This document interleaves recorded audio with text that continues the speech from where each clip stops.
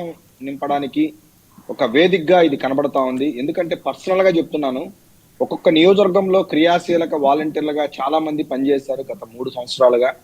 చాలా మంది చాలా సభ్యత్వాలు కూడా చేశారు. ఈ రోజు వాళ్ళందరికీ కూడా పార్టీ నుంచి ఒక పిలుపు రావడం, వాళ్ళ హ్మ్. పేరుతో ఒక మెసేజ్ రావడం, ఎక్కడో మారుమూల గ్రామాల్లో ఉన్న వాళ్ళు కూడా ఈ రోజు పార్టీ నన్ను పిలిచింది, నన్ను వైజాగ్‌కి రమ్మని చెప్తున్నారు అని వాళ్ళ పేరుతో, వాళ్ళ ఐడీతో ఏదైతే వాళ్ళకి దాదాపు ఒక 3, 4 రోజులుగా ఇన్విటేషన్స్ వస్తాందో, హ్మ్. చాలా చాలా చిన్న చిన్న కార్యకర్తలు గ్రామాల్లో ఉన్నవాళ్ళు, 100 సభ్యత్వాలు చేసిన వాళ్ళందరూ కూడా చాలా సంతోషంగా ఇన్ని రోజులు ఉన్నటువంటి వాళ్ళు ఇన్ని రోజులు మనం పనిచేస్తున్నాం, మనం పార్టీకి తెలుసా, మన అధినేతకి మనం తెలుసా అనే బాధల్లో ఉన్న వాళ్ళందరూ కూడా ఈరోజు పార్టీ నుంచి ఎంతో గర్వంగా ఈరోజు నాకు పార్టీ నుంచి మెసేజ్ వచ్చింది. ఈరోజు నేను వైజాగ్‌కి వెళ్ళబోతున్నాను. నేను 30వ తేదీ మీటింగ్ లో పాల్గొంటున్నాను అని ఏదైతే ఈరోజు పెట్టారో, పార్టీ గుర్తించి మరీ పంపించిందో, ముఖ్యంగా ఈరోజు 13 లక్షల సభ్యత్వాలు చేసినటువంటి రాష్ట్ర వ్యాప్తంగా ఉన్నటువంటి క్రియా వాలంటీర్లు అందరూ కూడా చాలా సంతోషం వ్యక్తం చేస్తున్నారు. ఎందుకంటే ఒక రాజకీయ పార్టీలో ప్రతి ఒక్క కార్యకర్త ఏమి ఎక్స్పెక్ట్ చేస్తాడంటే పదవులు.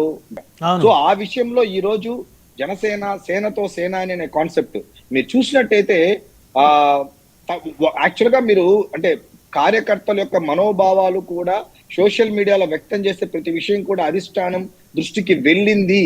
మీడియాలో జరిగిన చర్చల యొక్క విషయాలు కూడా అధిష్టానం దృష్టిలోకి వెళ్ళింది అనే దానికి నిదర్శనం ఏంటంటే అంటే 30వ తేదీ మాత్రమే పెట్టుకున్నటువంటి ఒక కార్యక్రమం 3 రోజులు తీసుకెళ్లారు చెప్పాలంటే. ఫస్ట్ ఇది 30 మాత్రమే పెట్టారు. తిరిగి మళ్ళా లెజిస్లేటివ్ వాళ్ళతో, స్టేట్ బాడీ వాళ్ళతో, మెయిన్ గా మీరు చెప్పినట్టు పార్లమెంట్ లో నుంచి ఇంపార్టెంట్ లీడర్స్ తో, ఆ తర్వాత వాలంటీర్స్ తో అంతా కూడా పెట్టినప్పుడు ఏమైందంటే ఇప్పుడు అంటే ఏంటంటే ఒకే మీటింగ్ ఒకే రోజు ఏం జరుగుతుందని ఎక్కడో చోట ఇబ్బంది పడిన వాళ్ళందరూ కూడా ఈ రోజు లేదు నీకు ఈ రోజు మీరు ఇప్పుడు రావాలా, మీరు ఈ రోజు రావాలని చెప్పి ఏదైతే డివైడ్ చేశారో అవన్నీ కూడా ఈ రోజు జనసేన పార్టీ 11 సంవత్సరాలుగా ప్రయాణం చేస్తున్న వాళ్ళందరూ కూడా ఈ రోజు పార్టీ మీద దృష్టి సారించడం.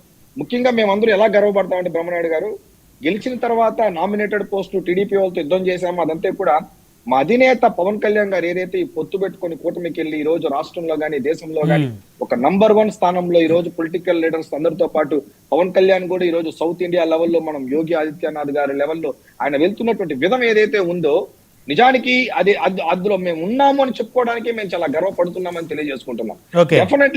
డెఫినెట్లీ పాలిటిక్స్ లో ఉన్నప్పుడు ఖచ్చితంగా ఎక్స్పెక్ట్ చేస్తాం, మాకు ఆ పోస్ట్ రావాలని ఎక్స్పెక్ట్ చేస్తాం, నామినేటెడ్ పోస్ట్ రావాలని ఎక్స్పెక్ట్ చేస్తాం, ఇంకా బెటర్ గా వెళ్ళాలని ఎక్స్పెక్ట్ చేస్తాం, భవిష్యత్తులో మా అధినేత ముఖ్యమంత్రి కావాలని కూడా ప్రతి ఒక్క కార్యకర్త కూడా కోరుకుంటాడు. సో ఆయన ఈ యొక్క 1.5 year లో వాట్ ఈస్ పవన్ కళ్యాణ్ ఇంతకుముందు అన్నారు. ఆయన ఇంతకుముందు అంబటి రాంబాబు గారు ఆయన ఫ్రస్ట్రేషన్ క్లియర్ గా కనబడతాంది. ఉత్తరాంధ్రలో భవిష్యత్తులో ఈస్ట్ గోదావరి ఉత్తరాంధ్రలో ఎంత జాయినింగ్స్ ఉండబోతుంది అనే దాని మీద ఆయన యొక్క మాటలే మనకు అర్థమవుతుంది. ఆయన యొక్క ఫ్రస్ట్రేషన్. చేరితే చేరతారు, చేరని దానికి మనం ఏం చేస్తాం, మళ్ళీ వస్తారు తిరిగి, అక్కడ ఏముండదు, ఆల్రెడీ చేరిన వాళ్ళు ఇబ్బంది పడుతున్నారు అని ఆయన చెప్పిన దాంట్లో కొన్ని అంశాలు మీరు క్లియర్ గమనించారు. అదే సార్, ఇప్పుడు ఈ 1.5 year పవన్ కళ్యాణ్ గారు ప్రభుత్వం కోసం పనిచేశారు, పార్టీ కోసం పనిచేయలేదు. ఈ రోజు పార్టీ కోసం ఆయన కూడా దృష్టి సారించారు. ఎందుకంటే బీజేపీ కూడా స్టేట్ లెవెల్లో వాళ్ళు కూడా నిర్మాత్మకంగా వెళ్తున్నారు, టీడీపీ కూడా నిర్మాత్మకంగా వెళ్తున్నారు. సో జనసేన టర్న్ కూడా వచ్చింది. ఇంకొకటి ఏంటంటే ఈ రోజు పవన్ కళ్యాణ్ గారు డిప్యూటీ సీఎం అయిన తర్వాత, ముఖ్యంగా పంచాయతీ రాజ్ శాఖ తీసుకున్న తర్వాత ఆయన యొక్క వర్క్ స్టైల్ ఎలా ఉందో అనేది మనం అబ్జర్వ్ చేసాం. సరే ఒకటి అంటే బ్రహ్మనాయుడు గారు ఓపెన్ గా, గతంలో అన్ని రాజకీయ పార్టీలు కూడా పథకాలకి వాళ్ళ పేర్లు పెట్టుకున్నటువంటి సందర్భం నుండి ఈ రోజు ఆంధ్ర రాష్ట్రంలో ఈ కూటమి ప్రభుత్వంలో ఎక్కడ కూడా వ్యక్తిగతంగా ఎవరో పేరు కూడా ఏ పథకానికి పెట్టకపోవడానికి నిదర్శనమే పవన్ కళ్యాణ్ లాంటి వ్యక్తులు రాజకీయంలో ఉండబట్టే.